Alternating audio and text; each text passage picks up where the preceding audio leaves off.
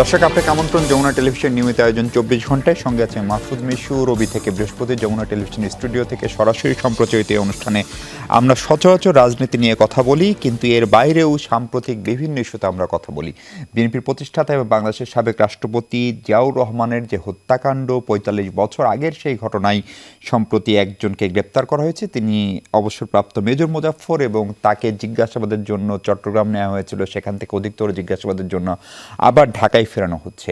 এই গ্রেপ্তার আসলে এই হত্যাকাণ্ডের যে অজানা অধ্যায়, সেটির অনেক রহস্যই হয়তো উন্মোচন করবে বলে ধারণা করা হচ্ছে। সেসব নিয়ে কথা বলতে চাই আমরা। সেই সাথে আমরা এটিও বুঝতে চাই যে এই গ্রেপ্তারের ঘটনা এবং এই ঘটনায় অভিযুক্ত আরও কেউ যদি পলাতক দেশে বিদেশে কোথাও থাকে, তাদেরকে ফেরানো সম্ভব কিনা সেই বিষয়টিও বুঝতে চাই, এবং এটির একটি ন্যায় বিচার প্রতিষ্ঠিত হোক, এবং এর পেছনের যে রাজনীতি বা কূটনীতি যাই থাকুক না কেন, সেটিও নির্মোহভাবে বোঝার জন্য আমাদের সঙ্গে স্টুডিওতে আছেন ব্রিগেডিয়ার জেনারেল অবসরপ্রাপ্ত এটিএম জিয়াউল হাসান। জিয়াউল হাসান, স্বাগত আপনাকে এবং কৃতজ্ঞতা। আমাদের সঙ্গে আছেন প্রতিদিনের বাংলাদেশের সম্পাদক জনাব মারুফ কামাল খান। মারুফ ভাই, আপনাকেও স্বাগত। এবং আছেন বাংলাদেশ ডিফেন্স জার্নালের সম্পাদক জনাব আবু রুশ। রুশ ভাই, আপনাকেও স্বাগত। রুশ ভাই, আমি আপনাকে দিয়ে আলোচনা শুরু করতে চাই। বিভিন্ন সময়ে গোয়েন্দা সংস্থা, সামরিক বাহিনী নিয়ে বিভিন্ন লেখালেখি, সেগুলোর সাথে আমরা আপনার লেখালেখির সঙ্গে পরিচিত। জিয়া রহমান হত্যাকাণ্ডের একটা বড় অধ্যায় সম্ভবত অজানা। আজকে আপনাদের এই শো করার জন্য আমি যখন গুগলও করছিলাম, তখন দেখলাম আমরা যে জেনারেশন, মানে যারা 90-এর পরে বেড়ে ওঠা, এটি নিয়ে আলোচনা, বই পুস্তক, দলিল দস্তাবেজ এত কম যে এটার একটা বড় জায়গায় এখনো আমাদের কাছে অজানা। সেই জায়গা থেকে আমার প্রথম প্রশ্ন হচ্ছে, এই যে মেজর অবসরপ্রাপ্ত মোজাফফরের যে গ্রেপ্তারের ঘটনা, এটি আর একটা ঐতিহাসিক গুরুত্ব নিশ্চয় আছে, একটা আইনি গুরুত্ব আছে, সেটা কি? এবং এই গ্রেপ্তার কি নতুন কোনো একটা অধ্যায়ের সূচনা করতে পারে, নাকি এটা আগের যে বাকি আইনি প্রক্রিয়া ছিল সেটিকে সমাপ্ত করার একটা পথ বাতলে দিল আমাদেরকে? আচ্ছা, প্রথমে বলি যে ওনাকে আর অবসরপ্রাপ্ত বলা যায় না, তার কারণ উনি আর্মি থেকে পলাতক ছিলেন, ডেজার্টার ছিলেন আর কি। এবং চাকরিচ্যুত বলবো তাহলে? হ্যাঁ, চাকরিচ্যুত বলবো, বরখাস্ত আপনি বলতে পারেন। হ্যাঁ, বরখাস্ত বলতে পারেন। তার কারণ ওনাদের আর বিচার করার আগেই, কোর্ট অফ ইনকোয়ারি শুরু হওয়ার আগেই ওনারা পালিয়ে গেছেন। এখন ব্যাপারটা হচ্ছে যে উনি কিন্তু একলা পালাননি, ওনার সাথে আরও একজন ভারতে পালিয়েছিলেন, আরেকজন থাইল্যান্ডে পালিয়েছিলেন। হ্যাঁ, তো ভারতে পালিয়েছিলেন, ওনার নাম হচ্ছে মেজর মঈন। তা আমাদের দেশের মিডিয়াতে এই ওনার গ্রেপ্তারের পরে একটা মানে খবর যে উনি একমাত্র জীবিত। তো জীবিত উনি একমাত্র না, মেজর মঈন এখন কানাডায় আছেন, উনি জীবিত আছেন। উনি এর মধ্যে একবার বাংলাদেশে এসেছিলেন, এসে আত্মসমর্পণ করেছিলেন। করার পরে ওনার কিন্তু কোনো কিছুতে মানে সাধারণ একটা কেসে বিচার হয়েছে। যে কত সালের ঘটনা? এটা আপনার 2000 সালের পরে আর কি। হ্যাঁ, আচ্ছা, উনি একবার এসেছিলেন, আসার পরে ওনার শুধু ডেজার্টার হিসেবে মানে বিচার হয়েছে, 1 বছরের সাজা হয়েছিল। তারপরে উনি আবার চলে গেছেন কানাডায়। ওটা ভোগ করেছেন কি করেন না এটা নিয়েও এখন আবার অনেকে কিছু বলতে পারছেন না যে উনি এটা ভোগ করেছিলেন কিনা। আমি চেষ্টা করেছি বের করেন, কিন্তু দেখলাম যে মানে এক্স্যাক্টলি বলতে পারছে না। কিন্তু উনি কানাডায় চলে গেছেন। তো সুতরাং দুজন মানে বেঁচে আছেন।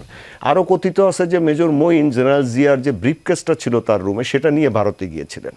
আচ্ছা, আরেকজন ছিলেন মেজর খালেদ, যার কথা বললাম। মেজর খালেদ আপনার থাইল্যান্ডে গিয়েছিলেন এবং সেখানে 1993 সালে উনি মারা যান। সেখান থেকে আবার লাশ এনে বাংলাদেশে দাফন করা হয়। তো এখন আপনি যেটা বললেন যে এটা কি নতুন কোনো দিগন্ত খুলবে কিনা বা কি হবে, প্রথম কথা হচ্ছে যে এই বিচারটা কিন্তু জেনারেল জিয়াউর রহমানের হত্যাকাণ্ডের জন্য করা হয়নি। এটা করা হয়েছে ফিল্ড জেনারেল কোর্ট মার্শালটা করা হয়েছে সেনা আইনে। এটা হচ্ছে সেনা বিদ্রোহের জন্য, শুধু মিউটিনিকে সামনে রেখে।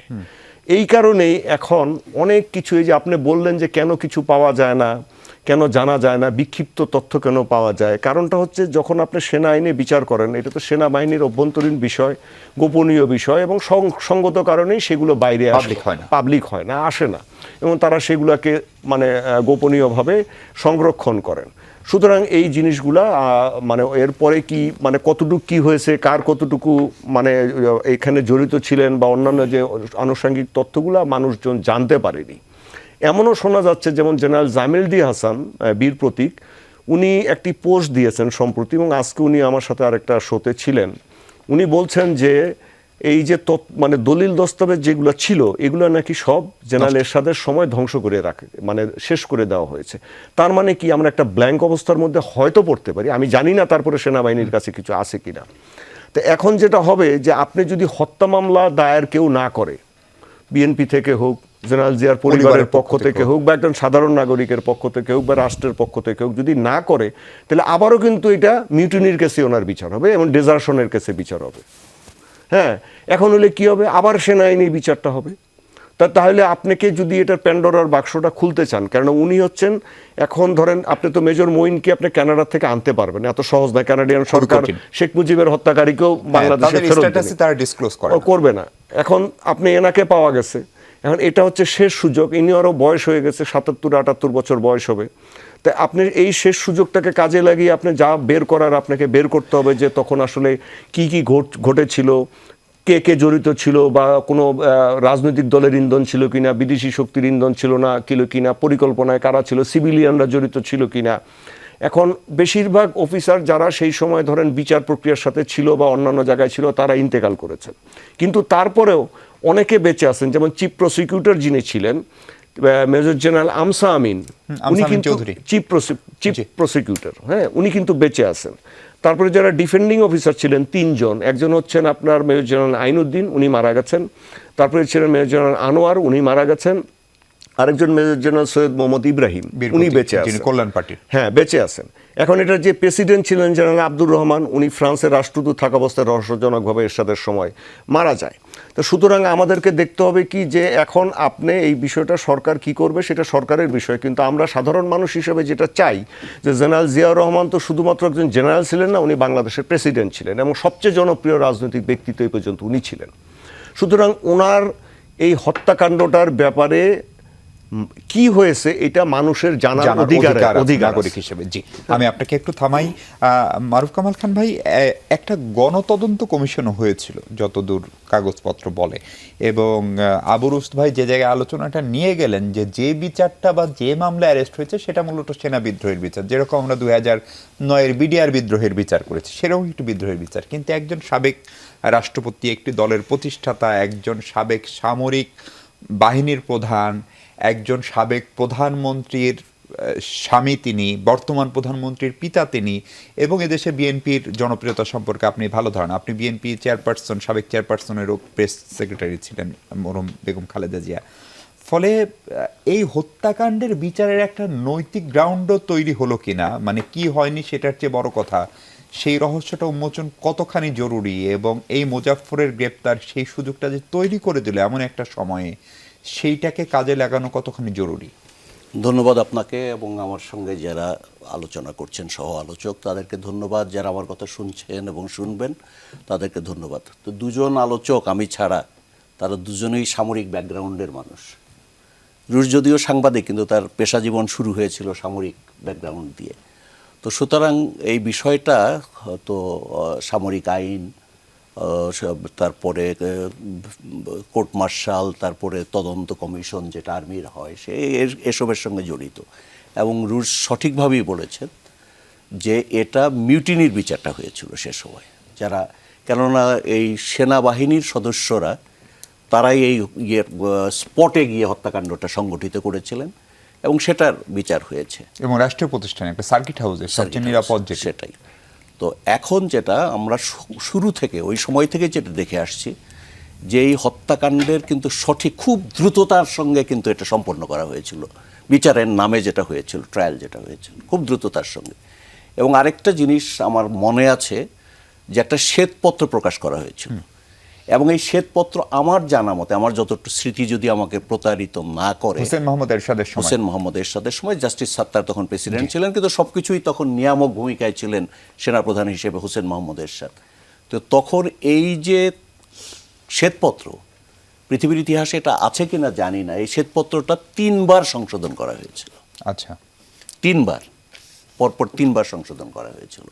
একটা শ্বেতপত্র প্রকাশ করা হলো, তারপরে বললো এখানে কিছু ভুল আছে, আবার সংশোধন করা হলো, আবার তৃতীয়বার সংশোধন করা হয়েছে। সব কিছুর মধ্যেই একটা রহস্যময়তার আবরণ সেই সময় থেকে ছিল, এবং আসামিও বদল করা হয়েছিল। এই শ্বেতপত্র সংশোধনের মাধ্যমে প্রথমে যাদেরকে অভিযুক্ত করা হয়েছিল, পরে আবার সেই অভিযুক্তের তালিকাও সেখানে চেঞ্জ করা হয়েছিল। যেমন আমার মনে আছে যে প্রথমে হিরো হিসাবে দেখানো হলো মাহফুজকে, কর্নেল মাহফুজকে, পরে আবার তাকে আসামি হিসাবে কিন্তু এই পরিগণিত করা হলো ইয়ের মাধ্যমে, যেটা সংশোধনের মাধ্যমে। তো সুতরাং পুরো জিনিসটা নিয়ে একটা রহস্য আছে শুরু থেকে। আর আপনাদের নিশ্চয়ই মনে আছে যে ওই সময়ই একটা কথা চাউর হয়েছিল, যখন এই সংবাদটা শহীদ জিয়াউর রহমানের, তখন তিনি পত্নী, পরবর্তীকালে যিনি বাংলাদেশের প্রধানমন্ত্রী হয়েছে বেগম খালেদা জিয়ার কাছে যখন এই সংবাদটা যায়, তখন তিনি একটি মন্তব্য করেছিলেন বলেন, নানা জায়গায় সেটা খুব ব্যাপকভাবে প্রচারিত হয়েছিল, যে উনি বলেছিলেন যে মঞ্জুর ভাই এই হত্যাকাণ্ডের সঙ্গে জড়িত হতে পারেন না। তো এই যে মন্তব্য থেকে কিন্তু তখন নানা ধরনের প্রচারণা তখন ছড়িয়ে পড়েছিল। এবং আমার মনে আছে, আমি নিজে এটা প্রত্যক্ষদর্শী, এই যে যাদেরকে ফাঁসির জন্য ঠিক করা হয়েছিল বিচারে, যাদেরকে ফাঁসি দেওয়া হবে, তাদের পরিবার পরিজন কিন্তু জাতীয় প্রেস ক্লাবের সামনে মানববন্ধন করেছে, অনশন করেছেন, অনেকদিন তারা অনশনে ছিল। এবং রহস্যজনক কিছু লোকজন এসে এখানে ইট পাটকেল নিক্ষেপ করে, রহস্যজনক কিছু লোকজন এসে সেখানে ইট পাটকেল নিক্ষেপ করে এবং তাদেরকে তুলে দেওয়া হয়। এটা কত সালের ঘটনা? ওটা তখন ওই হত্যাকাণ্ডের 81-82 দিকেই, না 81-82 হত্যাকাণ্ডের পরপরই। আচ্ছা, ওই যে যখন তাদেরকে ট্রায়াল হয়েছে 81 সাল হবে, 81 সালে। তো এইসব ঘটনা তখন ঘটেছে। আর যেটা বললেন যে যেটা মূলত হত্যাকাণ্ডের যেটা বিচার হওয়ার কথা ছিল সেটা তো হয়নি। এটা আমরা সকলেই জানি যে কোতোয়ালি থানায় কিন্তু একটা মামলা দায়ের হয়েছিল, এজাহার করা হয়েছিল। এবং এজাহারের তো তখন তো খুব ভোলাটাইল সিচুয়েশন, এরশাদ সাহেব সব কিছু নিয়ন্ত্রণ করছে, এবং তখন সন্দেহের তীর কিন্তু এরশাদ সাহেবের দিকেও কিন্তু ছিল। তারপর আরও কতকগুলো ঘটনা ঘটেছে যেগুলো নিয়ে অনেক কিছু গুজব পল্লবিত হয়েছিল। আপনারা জানেন যে 13 দিন আগে ভারতে নির্বাসিত একজন নেত্রী, 13 দিন আগে, শেখ হাসিনা, আমি নাম করেই বলছি, তিনি বাংলাদেশে ফিরেছিলেন। এবং এই 13 দিনের মাথায় কিন্তু এই হত্যাকাণ্ড সংগঠিত হয়। যেদিন ঘটনাটা ঘটে সেদিন তিনি সীমান্ত এলাকায় সফরে ছিলেন। তিনি আর মতিয়া চৌধুরী, হ্যাঁ, সাজেদা চৌধুরী, তো সীমান্ত এলাকায় সফরে ছিলেন। যখন শোনা গেল, যখন খবর এলো জিয়াউর রহমান নিহত হয়েছেন, কিন্তু এই কুদেতাটা সফল হয়নি, কারণ সরকার, রাষ্ট্র ক্ষমতা মানে ওই দলের হাতেই আছে। জাস্টিস সাত্তারকে অ্যাক্টিং প্রেসিডেন্ট করা হলো, তারপরে যা কিছু ওই যেটা অস্থায়ী যেটা সরকার করবার চেষ্টা হয়েছিল চট্টগ্রাম কেন্দ্রিক, সে তো টেকে নাই। তো তখন কিন্তু শেখ হাসিনা সীমান্ত পার হবার উদ্যোগ নিয়েছিলেন, এবং সেখানকার জনসাধারণ, স্থানীয় জনসাধারণ এবং ওই ভিলেজ ডিফেন্স পার্টির লোকরা কিন্তু তাকে ধরে, মানে আনসার ভিডিপি, হ্যাঁ, তাকে ধরে আবার ফেরত এনেছিল ঢাকায়। তিনি পালিয়ে যাচ্ছিলেন, সীমান্ত অতিক্রম করতে যাচ্ছিলেন। এবং পরবর্তীকালে আপনারা জানেন, কতটা প্রামাণ্য আমি বলতে পারবো না, তার সঙ্গে কাজ করেছিলেন একজন, তার নাম হচ্ছে রেন্টু। তিনি একটা বই লিখেছিলেন, মতিউর রহমান রেন্টু, মুক্তিযোদ্ধা ছিলেন। সে বইতে তিনি একেবারে সুনির্দিষ্ট কিছু বিবরণ দিয়ে বলেছিলেন যে জিয়াউর রহমানের এই হত্যাকাণ্ডের পরিকল্পনার সঙ্গে তিনি সরাসরি জড়িত ছিলেন, এবং অনেক আগে থেকে এটা ট্রেনিং দেওয়া হচ্ছিল, যে যারা জড়িত হবে তাদেরকে নানাভাবে ট্রেনিং করা হচ্ছিল। যাই হোক, এই সব অভিযোগ কিন্তু আছে, গোড়া থেকেই আছে। তো সুতরাং একটা জিয়াউর রহমানের হত্যাকাণ্ড, এটা খুব সিম্পল, সেনাবাহিনীর 12 জন 22 জন অফিসার গিয়ে সামরিক কু হিসেবে দেখার সুযোগ, সামরিক মানে সেখানে কিন্তু কোনো র্যাঙ্কের কেউ ছিল না, সিপাহীরা কেউ ছিল না। এরা যারা গিয়েছিলেন সার্কিট হাউসে, যতদূর জানা যায় প্রত্যেকেই কিন্তু অফিসার, প্রত্যেকে অফিসারের বাইরে কেউ যায়নি। তো এই যে অফিসাররা, কয়েকজন অফিসার গিয়ে এত বড় একটা কাণ্ড ঘটালো, এত বড় একটা, মানে তখন জিয়াউর রহমানের জনপ্রিয়তার তুঙ্গে রাষ্ট্রপতি হিসেবে, জানেন তারপরে যে ক্রিয়া প্রতিক্রিয়া, তো সেটা প্রমাণ হয়েছে, জনমনে যে ক্রিয়া প্রতিক্রিয়া হয়েছিল তাতে প্রমাণিত হয়েছে তার জনপ্রিয়তা।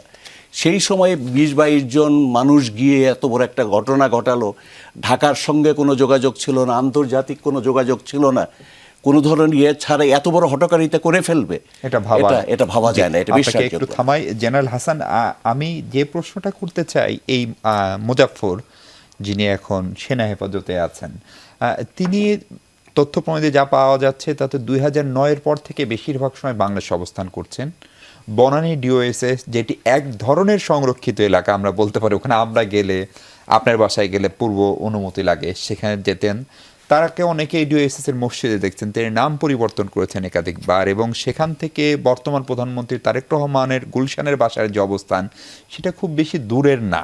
ফলে তারেক রহমান সাহেব দেশে ফেরার আগে 18 ডিসেম্বর যে স্টেটমেন্ট করলেন যে তার ফেরাটা তার একক সিদ্ধান্তের উপর নির্ভর করে না। আবার উনি ফেরার পরে বা প্রধানমন্ত্রী হওয়ার পরে উনি নিজের সিকিউরিটি কমালেন, উনি অনেক সিম্পলি চলার একটা চেষ্টা করছেন। ফলে এগুলো হয়তো রাজনীতির জন্য ভালো, তার জন্য ভালো, কিন্তু আপনি একজন নিরাপত্তা বিশেষজ্ঞ হিসেবে উনার জন্য কোনো থ্রেট দেখেন কিনা, বা এই যে এত কাছাকাছি অবস্থান করা, মাঝখানে আরেকটা সরকার ছিল প্রায় 18 মাস, অন্তর্বর্তী সরকার, যে সময় অনেক ধরনের সংস্কার বিচার আচারের প্রক্রিয়া চলছে, সেই ভদ্রলোক তো তখনও ঢাকায় ছিলেন। মানে আমাদের গোয়েন্দা সংস্থাগুলো আসলে কি করছিল, না কি ইচ্ছা করেই? বিসমিল্লাহির রহমানির রহিম। আমি আপনার চ্যানেলের সকল দর্শক শ্রোতা এবং আমার দুই সহ-আলোচকদেরকে সালাম এবং শুভেচ্ছা দিয়ে আমার বক্তব্য শুরু করছি। আমি থ্রেট যে পয়েন্টটা আপনি আসলেন, এটার আগে আমি দুই একটা বিষয় আমি আমার দুই সহ আলোচকের কথা থেকে আমি ধরে নিতে চাই। প্রথম কথা হচ্ছে যে এটাকে বিদ্রোহ হিসাবে দেখা হয়েছে। আমি এই বিদ্রোহটার একটা চাক্ষুষ সাক্ষী। তখন আমরা একাডেমিতে, এবং প্রেসিডেন্ট জিয়াউর রহমানকেও আমার দেখার সুযোগ হয়েছিল খুব কাছে থেকে। এবং এই যে অ্যান্থনি ম্যাসকারানাসের বইতে তিনটা যে দিনের কথা উল্লেখ করা আছে, 18 ডিসেম্বর, 19 ডিসেম্বর আপনার 1980 সাল, তখন আমি একাডেমিতে, এবং ওই পাসিং আউটে প্রেসিডেন্ট জিয়া এসেছিলেন, এবং বলা হচ্ছিল যে ওই সময় তাকে একবার আটক করার কথা। তারপরে আবার ঠিক তার কিছুদিন পরে সেই আপনার এক্সারসাইজ আয়রন শিল্ড যে ইউনিটটা করেছিল, ওই ইউনিটে আমি কমিশন, আমি একাডেমি থেকে অফিসার হয়েছি ওই ইউনিটে। আচ্ছা, সো ওই ইউনিটটা ছিল ওই আয়রন শিল্ডের একটা একমাত্র পদাতিক ব্যাটালিয়ন যেটা ওই অনুসরণে অংশগ্রহণ করেছে, এবং ওইটার যে অধিনায়ক ছিলেন উনি আমার প্রথম অধিনায়ক, general Jamil D Hasan, major general Jamil D Hasan. সেটাও আমি সেই ইউনিটে আমি কমিশন প্রাপ্ত। সুতরাং এই জিয়াউর রহমানের হত্যাকাণ্ডের সাথে আমার ইউনিটটাকে দীর্ঘদিন ধরে আমরা একটা নজরদারির ভিতরে আমরা কাটিয়েছি। এটা আমি নিজে যখন কমিশন পেয়েছি 1982 সালের 20 মে, তখন আমি এটা দেখেছি। বাট আমার প্রশ্নটা হলো অন্য জায়গায়, সেটা হলো যে এটাকে বিদ্রোহ হিসাবে বিচার করা হলো। এখন প্রশ্ন জাগে যে বাংলাদেশের সেন্টার অফ গ্র্যাভিটি, প্রশাসনিক সেন্টার অফ গ্র্যাভিটি হলো ঢাকা। একটা বিদ্রোহ, একটা major general, that to major general Manzur, যাকে বলা হয় তখনকার সময় one of the brilliant major general, এবং উনি বাংলাদেশ আর্মির সিজিএস ছিলেন, এবং উনি 55 ডিভির জিওসি ছিলেন, তারপরে উনি 24 ডিভির জিওসি গেলেন। তার মানে ওনারা কিন্তু প্রথম সারির মেধাবী অফিসারদের মধ্যে একজন। উনি পশ্চিম পাকিস্তানে একটা ইনফেন্ট্রি ব্রিগেডের বিএম ছিলেন, ব্রিগেড মেজর ছিলেন। মেজর থাকা অবস্থায় কিন্তু ব্রিলিয়েন্ট অফিসারদেরকে এই ধরনের পদবিতে নিয়োগ দেওয়া হয়। এই অফিসার কিভাবে চিন্তা করে যে সে বিদ্রোহ করবে? সুতরাং বিদ্রোহের যে সেই বিদ্রোহের যে ধোঁয়া তুলে যে ওনার বিরুদ্ধে যাবে, উনি কি করেছেন? উনি একটা লিডারশিপ কোয়ালিটি দেখিয়েছেন যে ওনার অধীনস্থ অফিসাররা ভুল করেছে, সেটার দায়িত্ব উনি নিয়েছেন। এই জন্য বলেছেন যে আমি এটা দায়িত্ব নিলাম, এর বাইরে কিন্তু কিছু না। এই জন্যই ম্যাডাম খালেদা জিয়া বলেছেন জেনারেল মঞ্জুরের পক্ষে এই কাজ করা সম্ভব না। সুতরাং ওনার মন্তব্যটা অত্যন্ত আমার কাছে সঠিক মনে হয়, এবং এখন যখন আমি পেছনের দিকে তাকাই, আমি কিন্তু খুব স্পষ্ট করে দেখতে পাই যে এটা ছিল পুরো জিনিসটা। তারপরে প্রেসিডেন্ট জিয়াউর রহমান যখন হত্যা করা হয়েছে, উনি তো আর্মির কেউ ছিলেন না, উনি একজন নির্বাচিত প্রেসিডেন্ট ছিলেন। নির্বাচিত প্রেসিডেন্টের তার হত্যাকাণ্ডের বিচার না হয়ে তার বিদ্রোহের বিচার কিভাবে হয়? সেই বিদ্রোহের বিচারে আপনি সবাইকে ফাঁসি দিয়ে দিলেন, কিন্তু হত্যাকাণ্ডে কারা জড়িত ছিল সেটা তো আপনি খুঁজে বের করলেন না। তারপরে যেটা হলো, জেনারেল মঞ্জুর কিন্তু আপিল করেছিলেন যে আমাকে পুলিশের কাছে দেওয়া হোক, তখন পুলিশের। এরপরে দেখেন আপনি, অ্যান্থনি ম্যাসকারানাস বলেছে যে ওই ঘটনার পরে জেনারেল এরশাদ প্রেসিডেন্ট সাত্তারকে উপদেশ দিয়েছেন যে আপনি রাষ্ট্রপতির দায়িত্ব নেন। আমার প্রশ্ন হচ্ছে, একজন সেনাপ্রধান তিনি কোনোভাবেই রাষ্ট্রপতিকে এই অ্যাডভাইস দিতে পারেন না। একটা গণতান্ত্রিক দেশে তো রাষ্ট্রপতি নাই, অবশ্যই ছিল, রাষ্ট্রপতি ছিল, উপরাষ্ট্রপতি ছিল, উপরাষ্ট্রপতি তো বাই প্রোটোকল সেনাপ্রধানের অনেক উপরে। সুতরাং সেনাপ্রধান তো তাকে সাজেশন দেওয়ার কেউ না। আর ঢাকা ওয়াজ স্টেবল, তার মানে তখন একটা সাংবিধানিক সরকার কিন্তু চলছিল। সুতরাং সিদ্ধান্ত নিতে হলে ভাইস প্রেসিডেন্ট আব্দুল সাত্তারই নির্ধারণ করেন, উনি অ্যাডভাইস করার কেউ না। আমাদের দেখেন তৃতীয় বিশ্বে যদি আপনি তখন তাকান, আপনার 80-র দশকে এই সমস্ত দেশে কিন্তু কোনোভাবেই গণতান্ত্রিক পদ্ধতিটা আমাদের কিন্তু রুটে পৌঁছাতে পারে নাই। এবং এইটা শুধুমাত্র আমাদের এখানে না, ইন্দোনেশিয়াতে, ফিলিপাইনে, এবং এই যে এবং তখন যারা গণতান্ত্রিক দেশ বলে নিজেদেরকে বড়াই করে, তারা কিন্তু সবসময় এই সমস্ত সামরিক একনায়কতন্ত্রদেরকেই কিন্তু তারা প্যাট্রোনাইজ করেছে, এবং সেই কারণে জেনারেল এরশাদ কিন্তু পুরো ব্যাপারটা ধামাচাপা দিতে সমর্থ হয়েছিল। এবং তাকে হোয়াইট ওয়াশ করছে কে? এই অ্যান্থনি মাসকারেনাস। সে যখন বইটা লিখেছে, জেনারেল এরশাদকে কিন্তু কোথাও কিন্তু সে দায়ী করে নাই, এবং এখান থেকে লেখা আছে জেনারেল এরশাদকে কোথাও তার কোনো ইনভলভমেন্ট নাই। যদি তার ইনভলভমেন্ট না থাকে, তাহলে উনি কেন এই বিচারটা সাধারণ বিচারের মাধ্যমে আনলেন না, বা রাষ্ট্র কেন এই বিচারটা করলো না?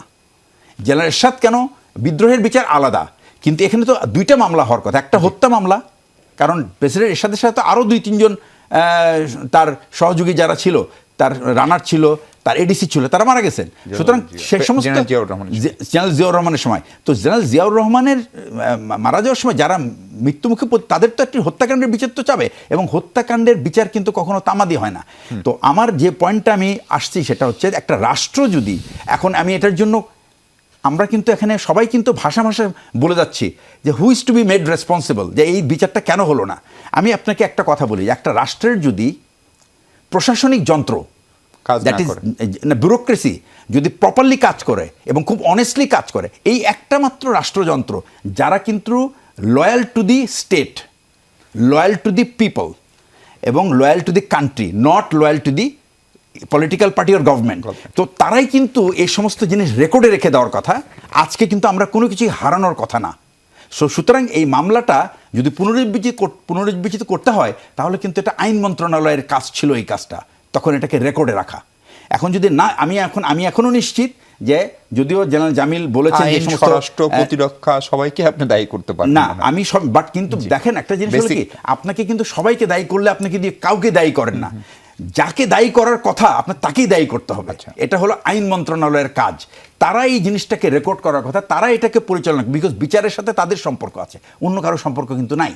তারা বাকি তথ্য একটা করতে পারে, এভিডেন্স একটা, এটা হলো বিচারের ব্যাপার। প্রশ্নটা হচ্ছে যে আমরা এইভাবে আর কতদিন আমরা দায় সারা গোছে কাজ করব? আমি ব্রিগেডিয়ার জেনারেল জিয়াউল হাসান, আপনি আমার প্রথম অংশের প্রশ্নের উত্তরটা যদি একটু সংক্ষেপে দেন, যে এখন ওনার বাংলাদেশে অবস্থান, অর্থাৎ মুজাফফরের এই অবস্থান, বনানী ডিওএসএস এর মতো জায়গা অবস্থান, এইটা ধরেন একদম প্রেসিডেন্ট জিয়াউর রহমানের হত্যাকাণ্ডের সময়ও এটা একটা নিশ্চিতভাবে গোয়েন্দা ব্যর্থতা ছিল কিনা, এবং উনি যে এই যে বাংলাদেশে জিয়াউর রহমানের পুত্র সরকার প্রধান হিসেবে সরকার গঠন করার পরেও এইভাবে নির্বিঘ্নে ঘোরাফেরা করছেন, সেইটা কতখানি স্বাভাবিক ঘটনা মনে হয় আসলে? আচ্ছা, আমার প্রথম কথা হচ্ছে যে আমি বলতে চাই যে মেজর মুজাফফর বরখাস্ত, উনি as an individual he cannot be threat, because উনার সেই অ্যাবিলিটি নাই টু অর্গানাইজ ইট। প্রশ্ন হচ্ছে যে বর্তমান প্রধানমন্ত্রী জনাব তারেক রহমান, উনি ওনার নিরাপত্তার চাদর কমিয়ে ফেলেছেন। যখন উনি নিজের থেকে কোনো কিছু কমিয়ে ফেলেন, এটা কিন্তু নিরাপত্তা বাহিনীর দায়িত্ব to do the risk management, কারণ উনি এখন রিস্ক বাড়িয়ে দিয়েছেন। সুতরাং এখন নিরাপত্তা বাহিনীদের কাজ হলো যে প্রধানমন্ত্রীর চাওয়াটাকে এক্সিস্ট করে আমরা কিভাবে নিরাপত্তাটাকে নতুন করে সাজাতে পারি যেন তার নিরাপত্তা বিঘ্নিত না হয়। Absolutely, it is a total change. তাদেরকে একটা রিথিঙ্কিং করতে হবে, এটা হলো ফার্স্ট কাজ। এটা যদি তারা এখন না করে থাকে, তারা যদি মনে করে যে ওই প্রধানমন্ত্রী যেহেতু নিরাপত্তা চায় না, তার মানে আমি গা ভাসিয়ে দিলাম, দেন দে আর ডুইং ব্লান্ডার, এবং এই ব্লান্ডার যেন না করে, সেটা নিশ্চয়ই পেশাদার কারো করার কথা। সেকেন্ড পয়েন্টটা হচ্ছে, দেখেন বাংলাদেশ এমন একটা রাষ্ট্র, এই রাষ্ট্র is always under the influence of total chaos. এবং আপনি দেখেন, আমাদের অ্যাডভার্সারি কখনোই কিন্তু আপনাকে সুস্থভাবে এই দেশটাকে পরিচালিত করতে দিবে না।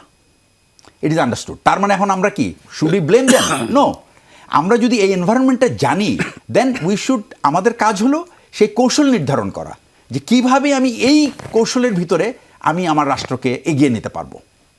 তো এটা কিন্তু একটা সিরিয়াস প্ল্যানিং দরকার, এবং এই প্ল্যানিংয়ের জন্য যে সমস্ত মাথা কাজ করার কথা, constantly they should be busy in doing this.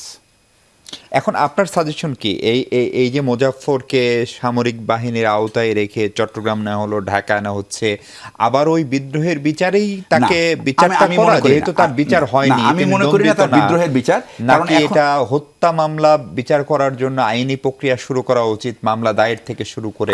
আমি মনে করি যে এটা একটা সুযোগ, কারণ আমরা একটা রাষ্ট্রপতিকে শুধু হারাই নাই, আমরা একটা রাষ্ট্রনায়ককে হারিয়েছি। সি ইন্ডিভিজুয়াল না, কিন্তু উনি একটা মুক্তিযুদ্ধের মহানায়ক ছিলেন, উনি মুক্তিযুদ্ধের শুরু করেছেন, উনি রাষ্ট্রপতি ছিলেন, উনি রাষ্ট্রনায়ক ছিলেন এবং সবচেয়ে দূরদৃষ্টি সম্পন্ন রাষ্ট্রনায়ক ছিলেন। আমার বিচার, আমি যতজনের বায়োগ্রাফি পড়েছি তাতে আমার মনে হয়েছে he is one of the visionary leader we had and we lost him very early. তো এখন আমাদের কাজটা কি, রাষ্ট্রকে এরকম একটা নেতার নেতৃত্ব থেকে বঞ্চিত করার কারণ কি, এটা আমাদের উদ্ঘাটন করা জরুরি। এটাতে যে কেউ দোষী হোক না কেন, এটা কিন্তু জনগণ জানতে চায়। বিকজ এইভাবে আমরা এরকম ছায়ের ভিতরে মুখ গুজে রেখে আমরা কিন্তু কোনো সত্য উদ্ঘাটন করতে পারবো না। সত্য যতই তিক্ত, মানে এটা যতই বিটার হোক না কেন, যতই বিস্বাদ হোক না কেন, এটা কিন্তু আমাদের জানা প্রয়োজন। এই জন্যই আমরা চাই যে তাকে একটা আইনের মুখোমুখি করা, কারণ সে বিদ্রোহের পার্ট না, বিদ্রোহ পরে, আগে সে হত্যাকাণ্ডের মধ্যে কতটুকু জড়িত ছিল সেটা বের করা। এবং এখানে আমাদের জানা দরকার যে এই স্টোরি বিহাইন্ড ইট, কারণ কে ধামাচাপা দিল এই তথ্যগুলি, কেন আমরা জানতে পারলাম না সেই সমস্ত প্রতিবেদন, কেন বিএনপির ভিতরেই একটা গোষ্ঠী চেষ্টা করেছিল এই শ্বেতপত্র যেন পাবলিশ না হয়। তার মানে কেউ তাদের বিএনপির হিসেবে নেতৃত্বকে বলেছে যে তোমাদের দোষ আমরা বাইরে বের করে দিব যদি তোমরা এটার ব্যাপারে খুব চিৎকার চেঁচামেচি করো। তো আমরা এই যে একটা এইরকম একটা ব্ল্যাকমেইলিংয়ের মধ্যে পুরো সোসাইটি, পুরো দেশ গত 55 বছর ধরে কিন্তু কাটাচ্ছে। জি, আমি একটু মারুফ কামাল খান, এই ধরেন এই হত্যাকাণ্ডের নেপথ্যের তার মনে অনেকগুলো গল্প রয়েছে, আপনি খানিকটা ইঙ্গিত দিচ্ছিলেন, জেনারেল সাহেবও বললেন অনেক সময় দেখা হয় যে এই ঘটনার বেনিফিশিয়ারিকে, ফলে সেইটা একটা অ্যাঙ্গেল হতে পারে কিনা। দ্বিতীয়ত হচ্ছে যে এখন যেহেতু বিএনপি স্মরণকালের একটা ভালো সময় পার করছে, দল হিসাবে তারা রাষ্ট্র ক্ষমতায় রয়েছে, জনসমর্থন রয়েছে, এমনকি এই হত্যাকাণ্ডের বিচারের যদি উদ্যোগ নেওয়া হয়, সংসদের যারা বিরোধী দল সম্ভবত তারাও কোনো বিরোধিতা করার নৈতিকভাবে সুযোগ নেই, ফলে সেই সুযোগটা বিএনপি কাজে লাগাবে বলে আপনি কতখানি আশাবাদী? না, এটা তো বিএনপির ব্যাপার না। উনি একটু আগে যেটা বললেন যে জিয়াউর রহমান তো শুধু বিএনপির না, তিনি রাষ্ট্রনায়ক ছিলেন, জননির্বাচিত রাষ্ট্রনায়ক ছিলেন, জননন্দিত রাষ্ট্রনায়ক ছিলেন। তার অবদানের কথা আমরা আলোচনায় নাই বা গেলাম। তো সুতরাং একটা সাধারণ হত্যাকাণ্ডেরও তো বিচার প্রাপ্য, তাই না? যে কোনো নাগরিকেরই জিয়াউর রহমানের মতো একজন মানুষ, হত্যাকাণ্ড সংগঠিত হয়েছে, সে হত্যাকাণ্ডের বিচার, মিউটিনির বিচার হয়েছে, হত্যাকাণ্ডের বিচার হয়নি। এবং আমি জানি, আমি বললাম যে এটা একটা মামলা দায়ের হয়েছে, এবং এই মোজাফফরের তো কোনো ধরনের বিচারই হয়নি যেহেতু তিনি ছিলেন না। এটা মামলা দায়ের হয়েছিল এবং আমি যতটুকু জানি পরবর্তীকালে পুলিশ এটা ফাইনাল রিপোর্ট দিয়েছিল যে তদন্তে কোনো কিছু পাওয়া যায়নি এবং এই মামলাটাকে কোর্ট থেকে উইথড্র করা হয়েছে। আচ্ছা, কিন্তু হত্যার মামলা কিন্তু কখনো তামাদি হয় না, এটা আবার দায়ের করা যায়, এটা আবার রিভাইভ করা যায়, এটা করা সম্ভব। এবং এখন একটা ঘটনা ঘটেছে, মঈন যখন গ্রেফতার হয়েছিল তখন একটা সুযোগ এসেছিল, কিন্তু তখন বৈরী সরকার ছিল, যার জন্য তারা এটা করে নাই। এখন একটা সুযোগ এসছে, সুযোগটা হচ্ছে এখন যারা রাষ্ট্র ক্ষমতায় আছে নিঃসন্দেহে তারা এই হত্যার কাণ্ডের রহস্য উদ্ঘাটিত হোক সেটা তারা চাইবেন এবং এখনকার মানুষও এটা চাইবেন, অনুকূল পরিবেশ আছে। সেই জন্য আমি মনে করি এটা আবার রিভাইভ করা উচিত এবং এটা একটা সুযোগ এসছে। আপনার একটা অবজারভেশন শুনতে চাই যে ওই সময় সেনাবাহিনীর অভ্যন্তরে নানা ঘটনা ঘটছিল, ফলে এরকম একজন রাষ্ট্রপতিকে হত্যা করা, এটা কি কেবলই একটা সামরিক অভ্যুত্থানের চেষ্টা নাকি এর একটা রাজনৈতিক মাত্রা বা বার্তাও এর পেছনে? সেটা তো আমি প্রথমেই বললাম যে এটা তো একটা শুধু একটা গ্যারিসনে কয়েকজন অফিসার মিলে এত বড় ঘটনা ঘটিয়ে ফেলবে, এটা তো অবিশ্বাস্য, এটা হতেই পারে না। এটার পেছনে এবং একটা গ্যারিসনে কখনো বিদ্রোহ হয় না। এবং ওই যে জেনারেল মঞ্জুরের কথা বলেন, উনি খুব মেধাবী অফিসার ছিলেন, ভালো সৈনিক ছিলেন, তিনি একটা বিচ্ছিন্ন গ্যারিসনে একটা বিদ্রোহ করে ফেলবেন, এটা অবাস্তব। এবং ঢাকা তো তাদের নিয়ন্ত্রণের বাইরে ছিল, এটা আপনারা জানেন। এবং অনেক নাটক হয়েছে এগুলো, চট্টগ্রাম সফর নিয়ে অনেক নাটক হয়েছে। তারপরে আপনি জানেন যে এটা করা হয়েছিল যে জেনারেল এরশাদকে বরখাস্ত করা হয়েছিল চট্টগ্রাম থেকে, জেনারেল শওকত আলীকে সেনা প্রধান নিযুক্ত করা, যেগুলো তো জানেন তখনকার ঘটনা যেগুলো ঘটেছে সেগুলো। অনেক ধরনের নাটক হয়েছে, সব কিছুর মধ্যেই কিন্তু একটা রহস্যময়তার আবরণ আছে। তো সুতরাং এই রহস্যটা উদ্ঘাটন গোটা জাতির দাবি, আমাদের ইতিহাসকে করবার জন্য, সোজা রাখবার জন্য আমাদের এটা করতে হবে। এই মামলা দায়ের করা যায় এবং এই যে মুজাফফরকে ধরা হয়েছে, যে ধরার পরে তার কাছ থেকে তো অনেক কিছু বেরোবে, জানা যাবে, জানার সুযোগ এসছে। এবং এই সুযোগকে কাজে লাগিয়ে এটার বাইরে যারা ছিল, এর ভেতরে যারা ছিল, অনেকেই ছিল, হয়তো সেনাবাহিনীরও অনেকে জড়িত ছিল, যারা বেঁচে গেছে। রাষ্ট্র ক্ষমতায় যারা ছিল ওই সময় তাদের অনেকেই হয়তো জড়িত ছিল, তারা বেঁচে গেছে। রাজনৈতিক চক্রান্তের সঙ্গে যারা যুক্ত ছিল, এটা অরাজনৈতিক ঘটনা তো না। তিনি তো রাষ্ট্রপ্রধান ছিলেন, তিনি একটি রাজনৈতিক দলের প্রতিষ্ঠাতা এবং নেতা ছিলেন। তো সুতরাং এর একটা রাজনৈতিক কনোটেশন আছে। আপনি তো বললেন, ইঙ্গিত দিলেন যে কারা বেনিফিশিয়ারি হতে পারে, সেটা তো আমরা দেখেছি, বোঝা যায়। তো সব কিছু মিলিয়ে আমার মনে হয় একটা সুযোগ এসছে, এই এবং সুযোগের সদ্ব্যবহার করা উচিত, জাতীয় স্বার্থে করা উচিত, এবং আমি মনে করি যে এটা করা হবে। জি, আবরুজ ভাই, দুটো ইস্যু। একটা হচ্ছে ওই সময়ের বিচার প্রক্রিয়ার সঙ্গে জড়িত যাদের নাম আপনারা বলছিলেন, ধরেন আমসামিন চৌধুরী কিংবা মেজর জেনারেল আমসামিন চৌধুরী কিংবা জেনারেল ইব্রাহিম, হ্যাঁ, তারা অনেকেই এখনো তো আছেন। ফলে একদম সবকিছু নাই হয়ে গেছে সেটি না। দ্বিতীয়ত হচ্ছে যে কাগজপত্র, সরকারি নথি যদি হারিয়ে যায়, সেই দায় জেনারেল সাহেব আইন মন্ত্রণালয়কে দিতে বলেন। কিন্তু এটা আইন মন্ত্রণালয়ের তো ইস্যু বটে। উনি তো সেনাপ্রধানও ছিলেন, সরকারও ছিলেন। ফলে রাষ্ট্রপতির কার্যালয়, সেনাবাহিনী, প্রতিরক্ষা মন্ত্রণালয়, সুপ্রিম কোর্ট বলি, সামরিক বাহিনীর ডকুমেন্টস কি সব আসলে সবসময় নাই হয়ে যায় বা সেটি করা সম্ভব? এবং এই ঘটনা কি কেবলই বাংলাদেশের অভ্যন্তরীণ ইস্যু? কারণ আমাদের মনে আছে তার ঠিক 4 বছর আগে বাংলাদেশের আরেকজন সরকার প্রধানকেও সপরিবারে হত্যা করা হয়েছে। ফলে এটার একটা ধারাবাহিকতা ছিল কিনা এবং এটার সঙ্গে আন্তর্জাতিক কোনো চক্রান্তও থাকতে পারে কিনা? আগেরটার বিষয়ে আমি কিছু বলবো না, তবে জেনারেল জিয়ার হত্যাকাণ্ডের পর সর্বপ্রথম যে আপনার মানে মিডিয়াতে যে রিপোর্টটা এসেছিল, সেটা হচ্ছে আগরতলার আকাশবাণী খবরটা প্রথম প্রচার করেছিল। আপনার আমাদের 2009 সালে বিডিআর হত্যাকাণ্ডের পরেও বাংলাদেশের এতগুলো মিডিয়া থাকা সত্ত্বেও এনডিটিভি ভারতের এই রিপোর্ট সর্বপ্রথম প্রচার করে।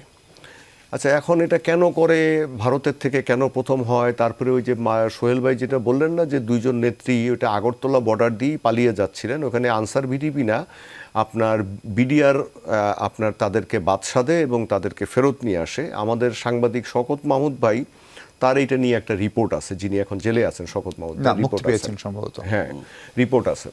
এখন কথাটা হচ্ছে যে এটা প্রথম দৈনিক দেশে নিউজ হয়েছিল, আমরা দৈনিক দেশে ছিলাম তখন, প্রথম দৈনিক দেশে, পরে অন্যরা লিখেছে। এখন ধরেন এইগুলোর মধ্যে দেশি বিদেশি থাকবে, তার কারণ জেনারেল জিয়াউর রহমান কতগুলো মানে কঠোর সিদ্ধান্ত এবং খুব চমৎকার কিছু সিদ্ধান্ত বাংলাদেশের ক্ষেত্রে নিয়েছিলেন, যা আজ পর্যন্ত এই 55 বছরের ইতিহাসে আর কেউ নিতে পারেননি। সেটা কি? 1975 সালের 15ই আগস্ট পর্যন্ত বাংলাদেশ সশস্ত্র বাহিনীতে, সেনাবাহিনীতে মাত্র 4টি পদাতিক মানে আপনার ব্রিগেড ছিল, খুব পুরনো অস্ত্রসজ্জিত। সেগুলোর মধ্যে 303 রাইফেল, সৈনিকদের বুট ছিল না, সৈনিকরা আপনার স্যান্ডেল পরে পর্যন্ত ডিউটি করেছে, এরকম অবস্থা ছিল। সেখান থেকে তারপরে আমাদের কোনো আধুনিক কামান ছিল না, আমাদের মাত্র সোভিয়েত রাশিয়ার তৈরি মাত্র পুরনো 12টা MiG-21 বিমান ছিল, যেগুলোর কোনো যুদ্ধক্ষমতা ছিল না।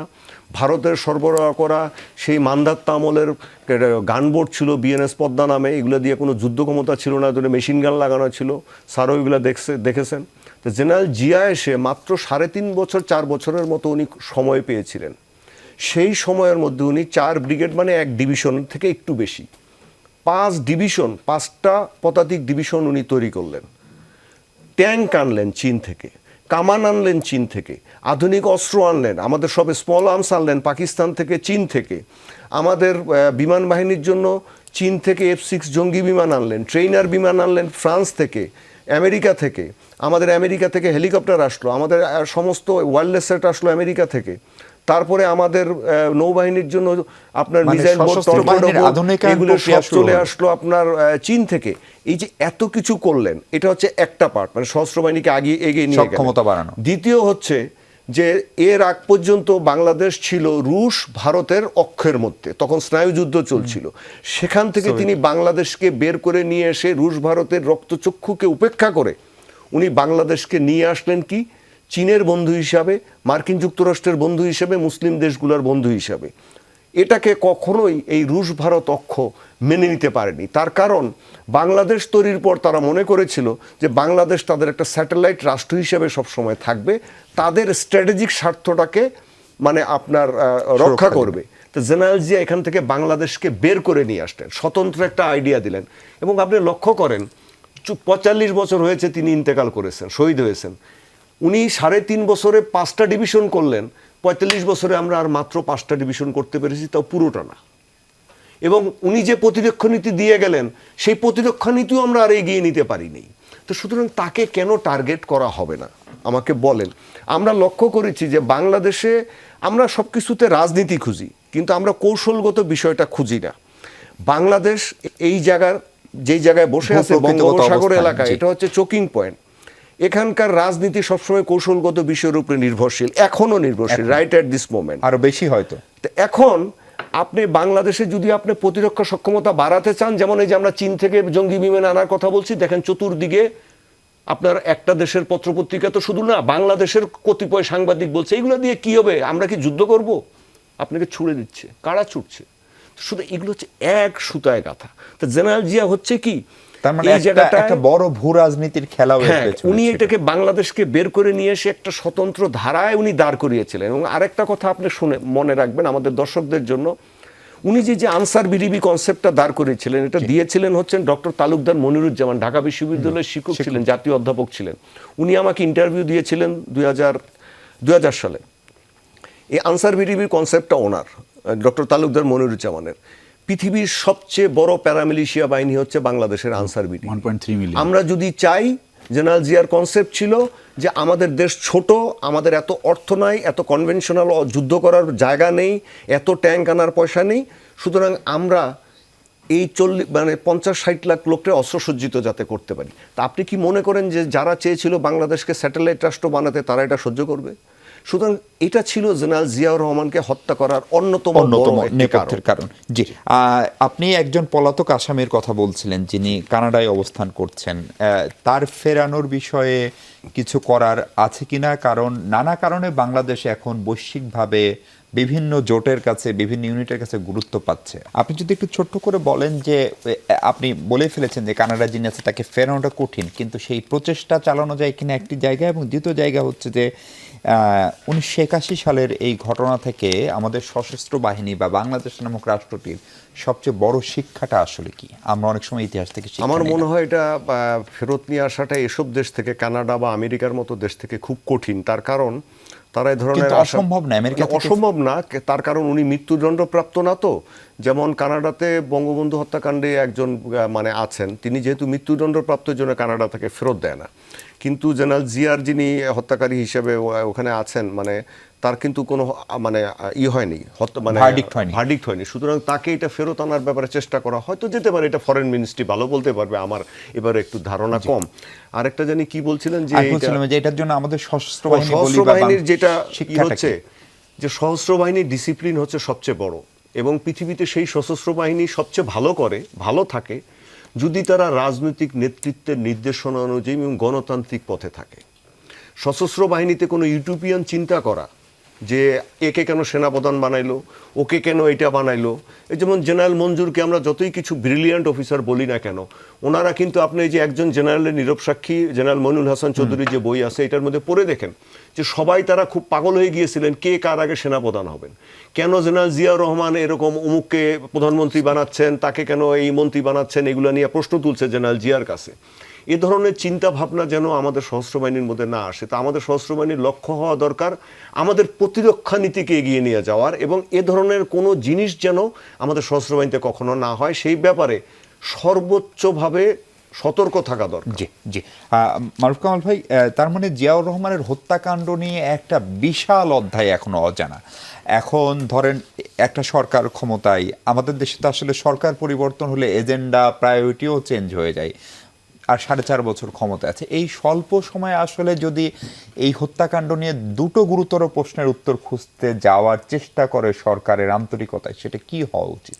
সরকারের না, আমি সরকারের কথা বাংলাদেশ নামক রাষ্ট্র বা সরকারের একটা অনুকূল পরিবেশ এখন আছে, এটাকে পদ্ধতিগতভাবেই আগাতে হবে, যে আইনি পন্থাতেই আমাদেরকে অগ্রসর হতে হবে।